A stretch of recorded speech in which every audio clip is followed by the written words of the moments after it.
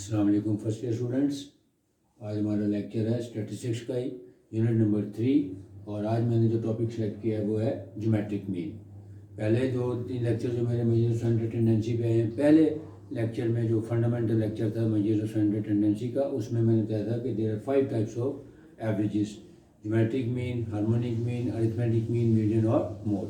जिनमें से arithmetic mean और वेटेड मीन वगैरह को हमने तसल्ली से पिछले लेक्चर में डिस्कस किया था।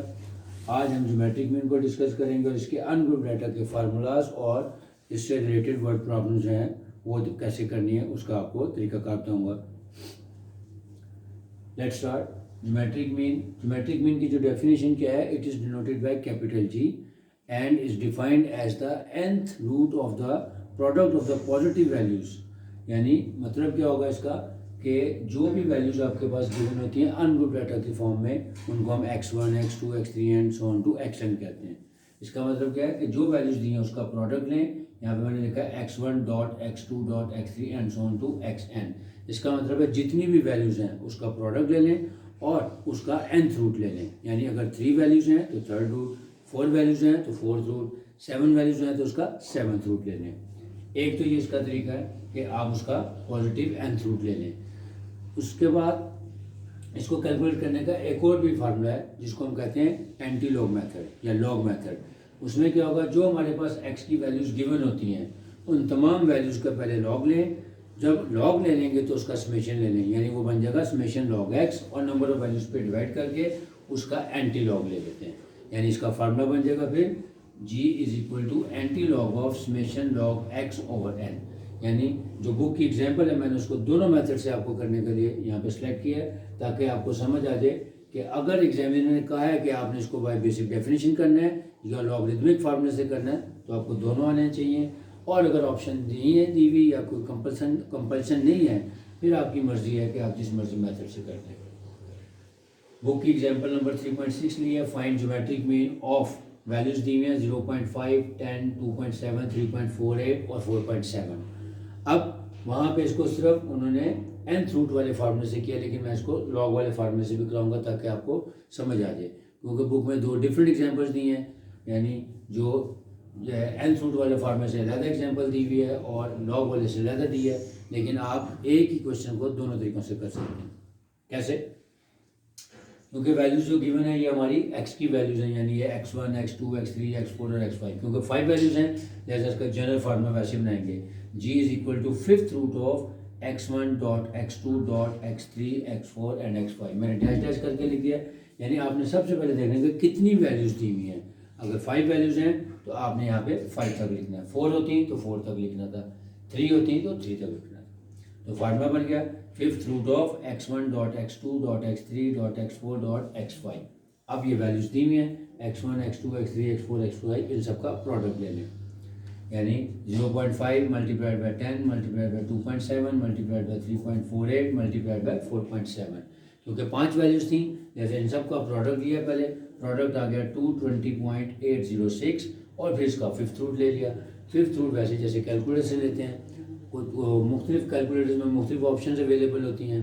जो नॉर्मल किस्म के कैलकुलेटर तो उसमें कैसे लेते हैं 5th रूट, लिखेंगे 5, फिर शिफ्ट का बटन दबाएंगे, फिर पावर का बटन दबाएंगे, रेडिकल का साइन आ जाएगा, उसमें ये आंसर पुट करें और इज इक्वल टू का बटन दबाएंगे तो ये आंसर आ जाएगा। और जो थोड़े से मॉडर्न कैलकुलेटर हैं, एडवांस कैलकुलेटर्स हैं, उसमें आपके पास 5th रूट की वैसे ऑप्शन अवेलेबल होती है। nth रूट का सिंबल बना हुआ होता है, आप उसको क्लिक करें, जब आ जाए उसमें 5th अंदर बाई 5 लिखें, अंदर वैल्यूज़ का प्रोडक्ट लें और आपको आंसर आ जाएगा। वट एवर जो भी आपके पास टेक्नोलॉजी अवेलेबल है उसके मुताबिक आप इसका 5th रूट निकाल लें। अब इसी को अगर हमें लॉग वाले मेथड से करना होता तो कैसे करते? जो वैल्यूज़ दी हुई हमारे पास x1, x2, x3, x4, x5, उसको कॉलमर फॉर्म में लिख लें x के नाम से। यानी x का कॉलम बनाए 0.5, 10, 2.7, 3.48 और 4.7। अब इन तमाम वैल्यूज़ का लॉग ले लें, लॉग ऑफ x। यानी लॉग ऑफ 0.5 लिया तो माइनस 0.3010, फिर लॉग 10 लिया तो 1 आया। इसमें आपने एक चीज़ याद रखनी है कि जब आपने लॉग वाला मेथड यूज़ करना है, ना सिर्फ स्टैटिस्टिक्स में या कहीं पे भी लॉग का जब भी मेथड यूज़ करते हैं, हम कैलकुलेटर यूज़ करते हैं, तो डेसिमल के बाद 4 डिजिट के बाद राउंडेड ऑफ फिगर लेनी ज़रूरी होती है। 2.7 का लॉग लिया हुआ आ गया 0.4314, 3.48 का लॉग लिया तो 0.5416 और 4.7 का लॉग लिया तो 0.6721। ये सारी की सारी 4 डिजिट्स तक राउंडेड ऑफ फिगर मैंने ली है। उसके बाद log x आ गया। अब इसका सारों का सम ले लिया, इन तमाम वैल्यूज़ का टोटल लगाया हुआ है 2.3441। अब जब आपने x और log x ले लिया, अब इसमें जस्ट फार्मूले में वैल्यूज पुट करनी है। g is equal to anti log of summation log x over n, यानी जो log x का कॉलम बनाया है इसका समेशन लिया, वो आया 2.3441 डिवाइडेड बाय n का मतलब है नंबर ऑफ वैल्यूज कितनी थी 5, इन दोनों को डिवाइड किया, आंसर है 0.469। अब इसका एंटी लॉग लेंगे, एंटी लॉग लेंगे तो देखें आंसर वही आ गया 2.943। ये सिर्फ इसलिए किया कि एक एग्जांपल को मैंने दोनों मेथड से कहा ताकि आपको पता लग जाए कि ज्योमेट्रिक मीन को चाहे आप nth रूट के फार्मूला से करें या लॉग की मदद से करें तो आंसर सेम ही होता है। अगर एग्जामिनर आपको मेथड मेंशन करता है तो आपने उससे करनी है, अगर मेथड मेंशन नहीं किया हुआ तो फिर आपकी मर्जी है, जिस मर्जी मेथड से कर लें। लेकिन एक और भी आपको आइडिया देता हूँ कैसे पता लगेगा कि कौन सा मेथड ज़्यादा आसान है। अगर तो वैल्यूज़ थोड़ी हैं, 3 4 हैं, जैसे इसमें 3 4 या 5 वैल्यूज, तो आप इसका डायरेक्ट nth रूट लेके कर लें। लेकिन अगर वैल्यूज़ थोड़ी सी हैवी हों, 2 डिजिट्स या 3 डिजिट्स में हो और उसके बाद उसकी जो क्वांटिटी है वो भी ज़्यादा हो, तो फिर उसका प्रोडक्ट लेने में बाज़ कैलकुलेटर में ऑप्शंस नहीं होती, तब आपने इसको लॉग वाले मेथड से करना है। अब आते हैं इसकी वर्ड प्रॉब्लम्स पे। अब एक चीज़ आपने याद रखनी है कि जो इसकी वर्ड प्रॉब्लम्स होंगी वहाँ पे एक तो तरीका ना कि कह रहे हैं कि एग्जामिनर के जी फाइंड द ज्योमेट्रिक मीन, फिर तो आसान है। लेकिन नॉर्मली मैंने कहा था कि स्टैटिस्टिक्स में कुछ एवरेजेस ऐसी होती हैं जिसके लिए अप्रोप्रिएट एवरेज का वर्ड यूज़ किया जाता है, वो आपने खुद से डिसाइड करना होता है कि इसके लिए कौन सी अप्रोप्रिएट एवरेज है। मिसाल के तौर पर फिर मैं आपको रिवाइज करवाता हूँ कि जब मैंने अपना चैप्टर 3 का पहला लेक्चर दिया था उसमें बताया था कि अरिथमेटिक मीन जो है जहाँ पे हाइट्स, वेट्स और नॉर्मल डाटा दिया होता है, एजेस दी हुई हैं, तो आप वहाँ पे अरिथमेटिक मीन निकालें।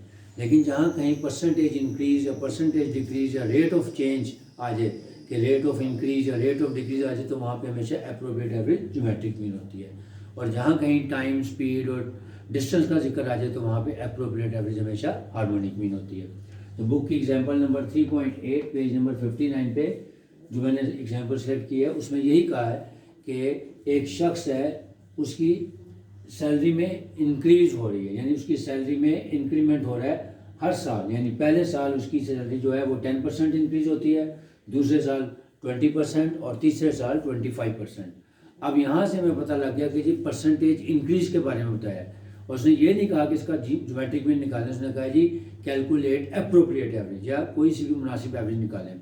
क्योंकि डाटा की नेचर बता रही है कि परसेंटेज इंक्रीज नहीं है, लिहाजा हमें पता कि इसकी अप्रोप्रिएट एवरेज क्या होगी, ज्योमेट्रिक मीन। और इसको करने का भी आसान तरीन तरीका क्या है, सबसे पहले जब भी हमें पता लग जाए कि जी परसेंटेज इंक्रीज या परसेंटेज डिक्रीज या रेट ऑफ चेंज पूछी है, तो हमें ये पता लग जाएगा कि ज्योमेट्रिक मीन कैलकुलेट करना है। और सबसे पहले हम ये सपोज करेंगे कि जो भी डाटा दिया हुआ है उसकी जो इनिशियल वैल्यू है उसको 100 सपोज करेंगे। कैसे? Let the initial salary be ₹100, क्योंकि यहाँ पे सैलरी दी हुई थी, लिहाजा हमने इनिशियल सैलरी लिखना है। अगर कहीं पे कोई और वैल्यू दी होती, मसलन कहा होता कि जी गाड़ी की कॉस्ट है, तो हम कहते हैं लेट द इनिशियल कॉस्ट भी 100। या जैसे ये एक्सरसाइज का क्वेश्चन नंबर 3.18 है, वहाँ पे पॉपुलेशन का जिक्र किया, तो हम कहेंगे लेट द इनिशियल पॉपुलेशन भी 100। यानी जो भी डाटा दिया हुआ है उससे रिलेटेड आपने स्टेटमेंट लिखनी है कि लेट द इनिशियल सैलरी भी ₹100, कि जब साल शुरू हुआ तो उसकी सैलरी थी 100। अब obviously salary after first year, अगर एक शख्स की सैलरी ₹100 है और उसकी सैलरी में 10% इंक्रीज हो जाए, तो इसका मतलब है साल बाद उसकी सैलरी 110 हो जाएगी। इसी तरह अगर उसकी सैलरी में 20% इंक्रीज हो जाए, तो 100 का 20% क्या होता है, 20, यानी अब 100 की बजाय 120 उसकी सैलरी हो जाएगी। सिमिलरली कि अगर उसकी सैलरी 100 थी और थर्ड ईयर में 25% इंक्रीज हो गई, तो 100 में 25% इंक्रीज करेंगे तो वो, यानी 100 का 25% लेंगे 25 आ जाएगा, तो 100 में ऐड करेंगे तो वो 125 हो जाएगा। तो यही यहाँ पे हमने करना है। लेट द इनिशियल सैलरी भी 100, सैलरी आफ्टर 1 ईयर, क्योंकि 10% इंक्रीज हो गई, लिहाजा अब वो उसकी सैलरी 110 हो जाएगी। फिर salary after second year 20% increase हुई है, तो 20% इंक्रीज, यानी उसको आपने इनिशियल सैलरी से कंपेयर करना है। तो अगर उसकी 100 थी तो दूसरे साल के बाद उसकी हो जाएगी 120। Similarly after the third year his salary becomes ₹125 because of 25% increase. अब ये तीनों वैल्यूज आ गई हमारे पास, फर्स्ट ईयर, सेकंड ईयर और थर्ड ईयर के बाद जो उसकी नई सैलरी है वो आ गई 110, 120 एंड 125। अब हमने देखना है कि जी ओवरऑल परसेंटेज क्या इंक्रीज हुआ है, तो अगर हुआ है तो कितने परसेंट हुआ है, तो हम क्या लिखेंगे, the appropriate average is geometric mean, यानी इसके लिए मुनासिब या एप्रोप्रिएट एवरेज जो है वो ज्योमेट्रिक मीन है, लिहाजा हम इसका ज्योमेट्रिक मीन निकाल लेंगे। फॉर्मूला लिखेंगे, क्योंकि अभी मैंने बताया कि अगर वैल्यूज 2 या 3 हो तो आपने उसका nth पॉजिटिव रूट वाला फार्मूला यूज करना है, क्योंकि 3 वैल्यूज हैं, लिहाजा लिखेंगे g is equal to third root of x1 dot x2 dot x3, क्योंकि 3 वैल्यूज थी, लिहाजा इन तीनों का प्रोडक्ट लूंगा और इसका थर्ड रूट ले लेंगे या क्यूब रूट ले लेंगे।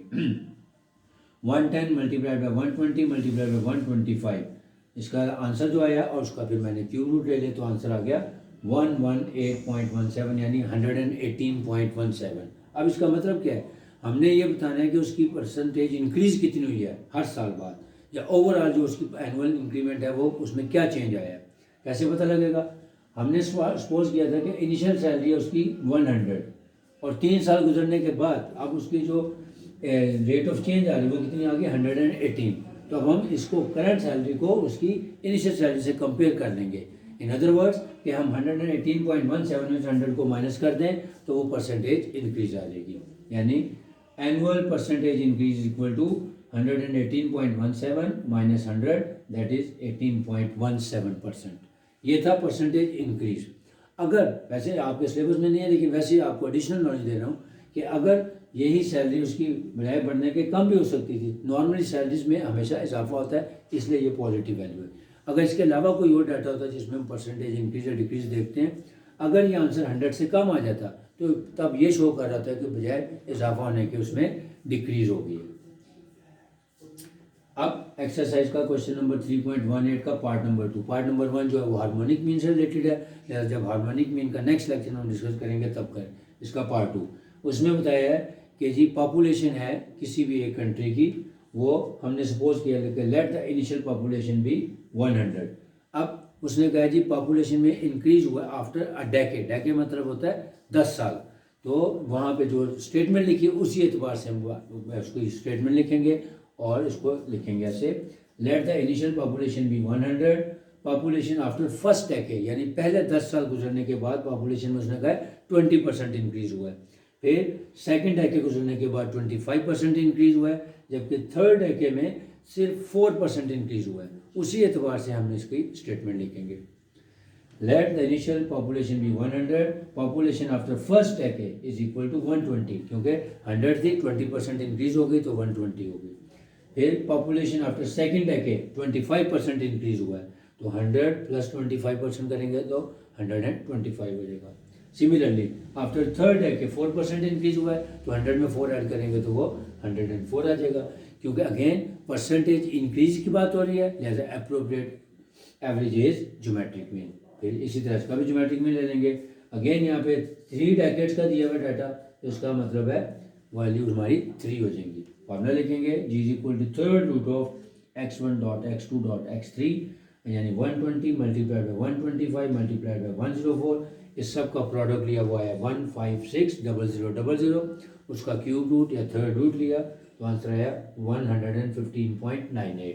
अब अगेन हमने देखना है कि जी परसेंटेज इंक्रीज हुआ है या डिक्रीज हुआ है, नजर आ रहा है कि 100 थी इनिशियल और अब हो गई 115.98, तो इंक्रीज हुआ है, और ये भी नजर आ रहा है कि इंक्रीज कितना है 115.98 माइनस 100 यानी 15.98% इंक्रीज आया है पॉपुलेशन में in the last 3 decades. Revise कर देता हूँ कि ज्योमेट्रिक मीन बहुत आसान है कि इसको कैलकुलेट करने के 2 फार्मूले हैं, एक बाय डेफिनेशन यानी एंटी लॉग, एक है जब geometric mean by positive root यानी nth रूट लेके हम निकाल सकते हैं, और दूसरा है लॉग वाला मेथड, उसका फार्मूला भी लिख दें, यानी अगर हमने इसको nth रूट के हिसाब से निकालना है तो इसका फार्मूला होगा x1 dot x2 dot x3 and so on to xn और उसका nth रूट, यानी उन सारों का प्रोडक्ट लें और उसका nth रूट ले लें।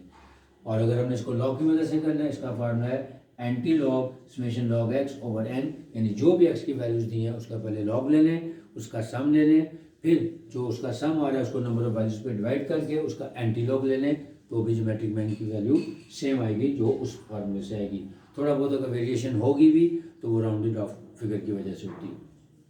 फिर जो इसकी वर्ड प्रॉब्लम्स हैं उसमें आपको ये बता दिया की पॉइंट, क्योंकि इसकी वर्ड प्रॉब्लम में लिखा नहीं होता कि ज्योमेट्रिक मीन फाइंड करना है, डाटा की नेचर पर डिपेंड करेगा।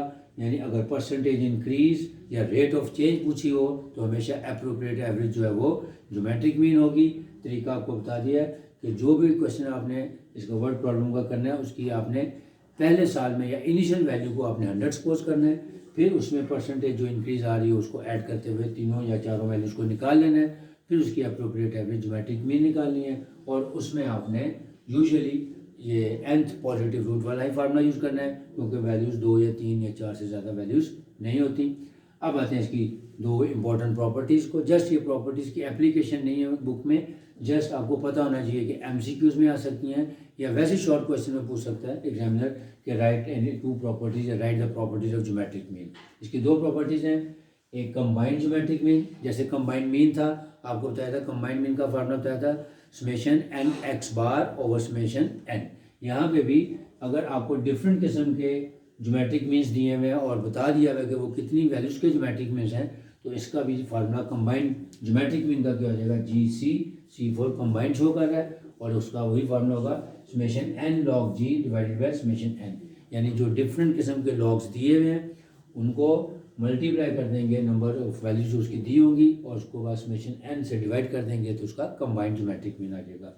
सिमिलरली सेकंड प्रॉपर्टी है कि अगर कोई x और y दो डिफरेंट वैल्यूज़ दी हुई हो, दो डिफरेंट किस्म के ऑब्जर्वेशन हो और दोनों के ज्योमेट्रिक मीन्स दिए हों, यानी अगर x वैल्यूज़ का ज्योमेट्रिक मीन g1 है और y वैल्यूज़ का ज्योमेट्रिक मीन g2 है, तो जब हम x ओवर y की रेशियो निकालेंगे यानी एक नई वेरिएबल बन जाएगी, उसको हम कहेंगे z is equal to x over Y.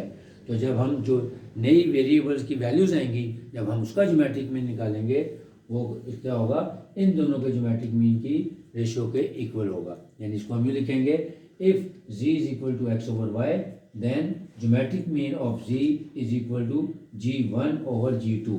यानी क्योंकि x और y दो डिफरेंट ऑब्जर्वेशन थी, उन दोनों की रेशो ली है तो उनके ज्योमेट्रिक मीन की भी रेशो लेंगे तो जो नई वेरिएबल बनेगी z उसके ज्योमेट्रिक मीन के इक्वल आ जाएगी।